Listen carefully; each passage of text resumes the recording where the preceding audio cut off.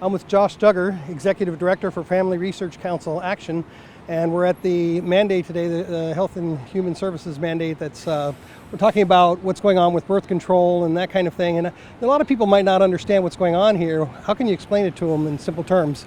Well, really, I think quite clearly what we've seen, whether it's Hobby Lobby or now Priests for Life, this administration is set on trampling and running roughshod on those who hold deeply held religious beliefs. And what they're saying is, if you hold the belief that life begins at conception, as many of us do, that you cannot exercise your right as an employer, as an organization, to say, no, I will not pay for the death of unborn children. And so it's very clear what's going on, and with the HHS mandate, with the Health and Human Services stepping in and saying, here's what we're going to mandate you to do.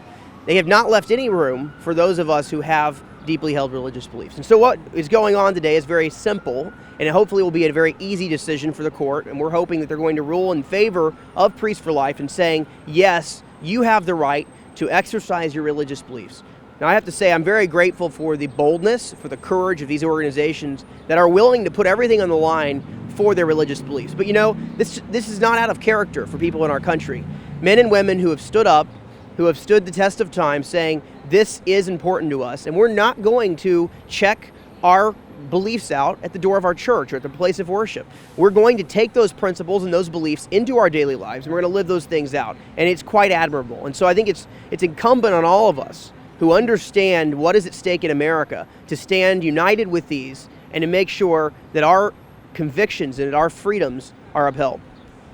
Well, you know, it's kind of insidious what we're talking about here. I mean, you know, when we talk about the death of innocent children, what do you mean by that, and how does that connect to people?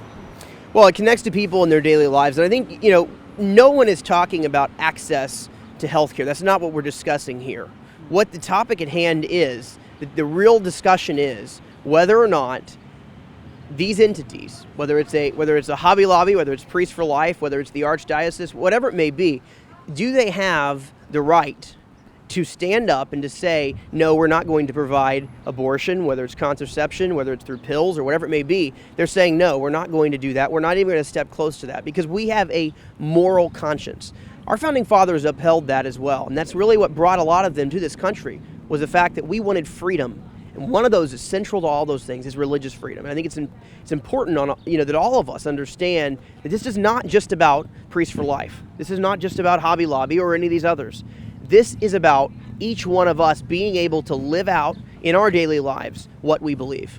Absolutely. And you know, a lot of you might not understand that the birth control pill does cause abortions. I mean, one part of it, or two parts of it, are there to prevent abortion, prevent pregnancy, but the third part of it actually causes abortions. And when did you first learn about that?